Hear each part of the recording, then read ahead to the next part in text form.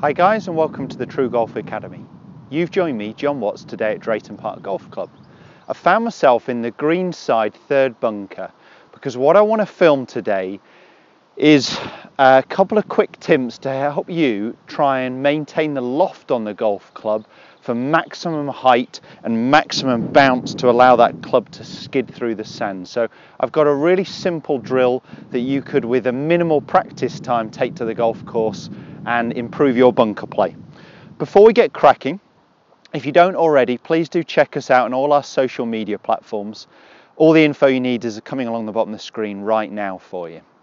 So what we're going to be talking about, as I said, is a way to practice maintaining the loft, maintaining the bounce on the golf club to try and get maximum height out of the bunker and really more consistency when we do use that bounce, that our contact point doesn't have to be as exact. So the drill I want you to do, after getting in your setup position and really opening that club face, I want you to actually put some sand on the face. You'll have heard the analogy about trying to balance a glass of wine on the club face, which works really well as a thought process. What you can do with the sand is I want you to keep it on the face and try and throw it over your left shoulder, over your lead shoulder. So you're trying to maintain the loft on the way back rather than shutting the face down and I drop the sand straight away.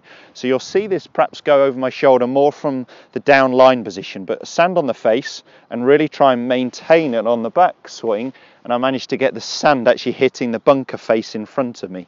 So if I do that one more time, I lost it a little bit early there, and again,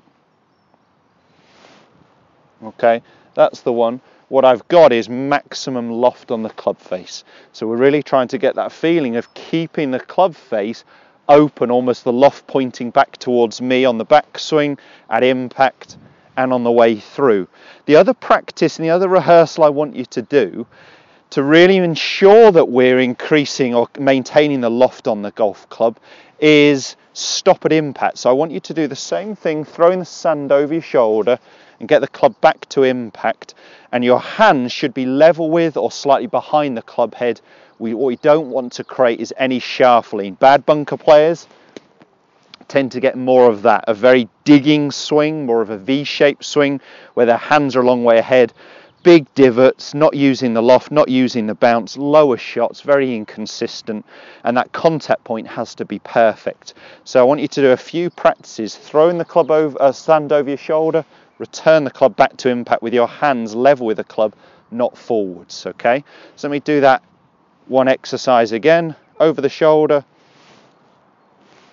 back, and I've maintained that loft there, okay?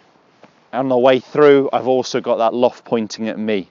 I'm not going to go really into setup because I've talked about that before, but encouraging that ball to be forwards, that lead leg, lead toe to be turned out. So I'm going to get that feeling of keep the loft or increase the loft on the face, and at impact return this way. It's almost the feeling the club is actually passing my hands through impact rather than creating any shaft leans. That feeling of allowing the club to pass our hands. Let's give it a go. Right, so lots of loft. Let that club pass our hands.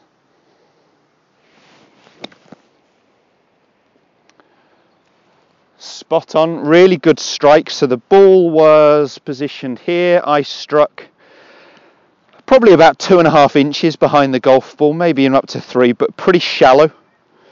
If you use this correctly, the contact point isn't as vital, and you will get away with really anywhere sort of 1 to 5 inches of sand. Whereas if you're a digger, you're really going to struggle to get any consistency. Let's do one more of those quickly.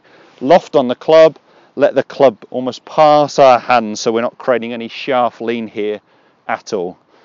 Weight left. Let's give it a go. A little bit short, that one. Strike was there, it actually just needed a little bit more speed through impact, so it's run up to about 10 feet, whereas the other one a bit closer, about 4 or 5 feet. Strike was pretty similar, it just needed a little bit more speed in that one there. I know those exercises are really going to help you, so do post some comments and questions below.